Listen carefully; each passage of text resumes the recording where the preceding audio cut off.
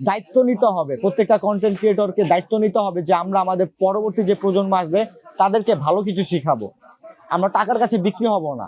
দেখেন, প্রত্যেকটা মানুষে চেঞ্জ হয়, বয়সের সাথে সাথে বলেন, সময়ের সাথে সাথে বলেন। যেমন 5 বছর আগে আমি কিছু প্ল্যান করছিলাম, এখন আমার ওই প্ল্যানটা নাই, কারণ সময় আমাকে ওইটা ভুলাই দিছে। সো আমি যখন ইতালি আসি, এর আগে আমার কিছু প্ল্যান ছিল যে ইতালি যাব, আমি এটা করবো ওইটা করবো, বাট যখন আসলাম আমি নতুনত্বের সাথে পরিচয় হইলাম।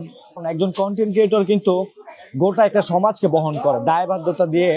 তারা যদি ভালো কিছু দেয় তাহলে আমাদের সমাজ, আমাদের দেশের মানুষ ভালো কিছু শিখতে পারবে, কিন্তু তারা যদি খারাপ কিছু দেয় আমাদের যেই আপকামিং প্রজন্ম তারা কিন্তু ভালো কিছু শিখতে পারবে না, ধ্বংসের পথে যাবে।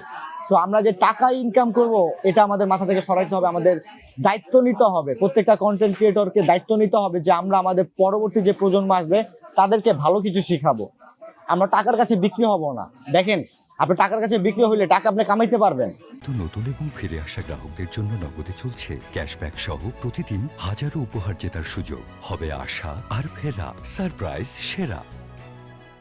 কারণ অনেক কন্টেন্ট ক্রিয়েটর আসে, অনেক টাকা কামায়, একটা সময় গিয়ে কি তারা ভ্যানিশ হয়ে যায়। আমি বিগত, আপনারা হয়তো জানেন যে আমি 10 বছর ধরে কন্টেন্ট জগৎটা আসছি। আমার আমলে যারা ছিল এখন কিন্তু সবাই নাই, বলতে গেলে নাই। কিন্তু এখন পর্যন্ত আমাকে কত মানুষ ভালোবাসে দেখেন। আমি আমার লাইফটাকে এখন 2টা পার্টে বিভক্ত করছি।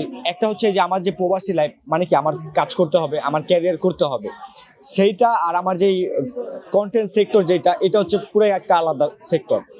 সো আমি আমার যে পরবর্তী যে পদক্ষেপ, আমি চাই যে ইতালিতে আমরা যতগুলো বাঙালি আছি সবাই মিলে একটা ভালো কমিউনিটি তৈরি করব, যেন ইতালির বাইরে যে মানুষগুলো আছে, ইতালির বাইরের দেশে যে মানুষগুলো থাকে, তারা আমাদের দেখে তাদের ভালো লাগবে যে না ওরা খুব মিলেমিশে আছে, ভালো কিছু করতেছে। আমি যদি কন্টেন্ট কন্টিনিউ করতে চেতাম তাহলে আমি হয়তো দেশেই কিছু করতে পারতাম, বা দেশে আপনারা দেখবেন অনেক কন্টেন্ট ক্রিয়েটর বিলাসিতা বহন জীবনযাপন করে, খুবই বিলাসবহুল। আমি চাইলে এটা আমার কাছে কোনো ব্যাপার ছিল না যদি আমি দেশে থাকতাম, কিন্তু আমি চুজ করছি এমন একটা লাইফ যেটাতে আমি কষ্ট করব, কষ্ট কি জিনিস সেটা আমি শিখবো। কারণ আপনি যদি কষ্ট না করেন আপনি জীবনের যে বইটা ওইটা পড়তে পারবেন না, আর আপনি জীবনের শিক্ষা থেকে যেই শিক্ষা পাবেন ওইটা আপনাকে বই দিতে পারবেন না। সেই জন্য আমি হচ্ছে যে আমি চাই যে আমার 2টা সেক্টর আমি কখনো এক করবো না। আমি কাজের জায়গায় কাজকে রাখবো, আমার প্রফেশনাল জায়গায় প্রফেশনাল রাখবো, 2 সেক্টর।